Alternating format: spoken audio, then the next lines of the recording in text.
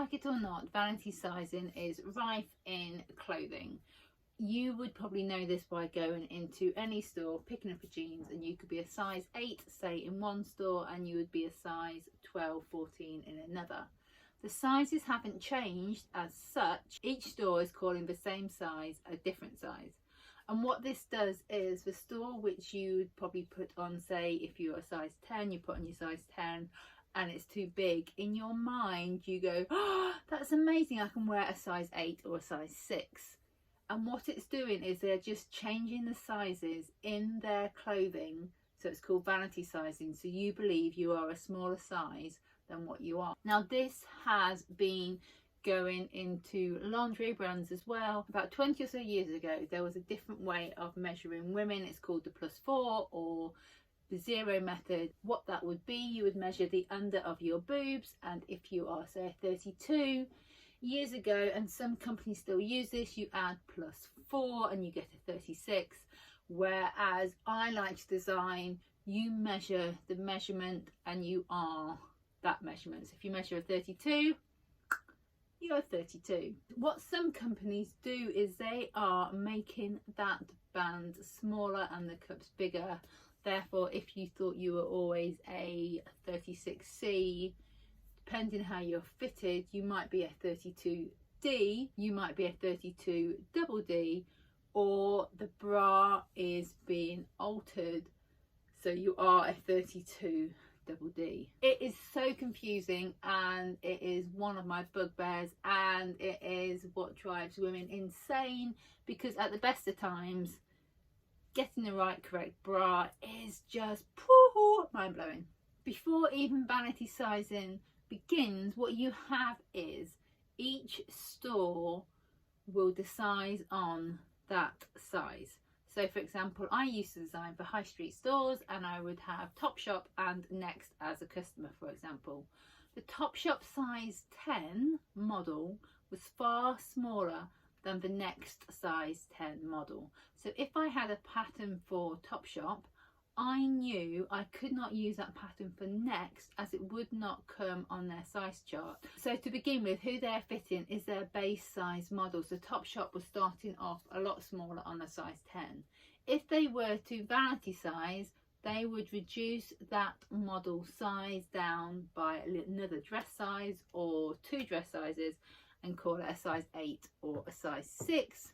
So all the people say that are size 10s in Next will be able to wear a size 10 in Topshop because their sizing has got smaller on the label. And then if you look back another load, you've all heard that thing of, oh, Marilyn Monroe was a size 14 or a size 16.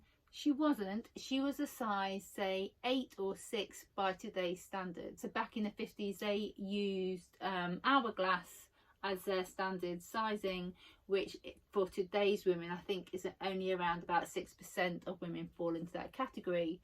So the industry has had to increase their sizing chart to allow for the modern day women. Otherwise, a size 12 will be wearing, say, a size 20 if you were to go back to the size 50 size chart. But what that has done has allowed companies to eschew the sizing and call whatever sizes they want. You could pick up a pair of briefs, measure it, pick up another pair from a different store, measure it, and you could probably see the difference in just their waist. So what to do about vanity sizing? I just think you need to know and be aware that it is moving into lingerie and has done, as well as dress sizes, and this then moves on, which I can do another video about if you are wanting to launch your own brand. I also get the question on what size chart should I use, and this is, yeah, there is no size chart. You have complete control over what you call what size. You could start your own size chart if you wanted, which other lingerie brands have, and they call it by numbers instead of, say, cup sizes, or small, medium and large. Small, medium and large was brought into the 90s. It's called alpha sizing, and it was brought in instead of the dress size in the 8, 10, 12 because the medium could cover a lot more sizes.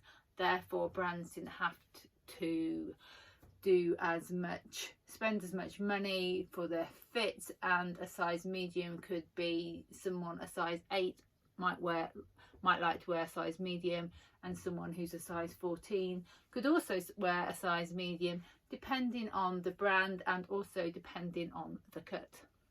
You will find that some brands fit you amazingly, and this could be from the fit model, so they've had from the start where it probably echoes your body shape, and there'll be other brands which don't fit you at all. One brand for that is Adidas for me. Their swimwear, I love their swimwear, but when I put it on I look like a strangled sausage, and I have curves that I did not know I had poking out in all sorts of places, and the curves that I like are all just a bit squashed, and yeah, I don't look good in an Adidas swimsuit, and I know some people that look brilliant, and that is because I presume their base size model is a completely different shape to me, or maybe I just need to go up a couple of sizes in theirs and I'm wearing the wrong size. I don't know. I've never taken lots of sizes in with me, which is another bugbear as well, because you're like, oh,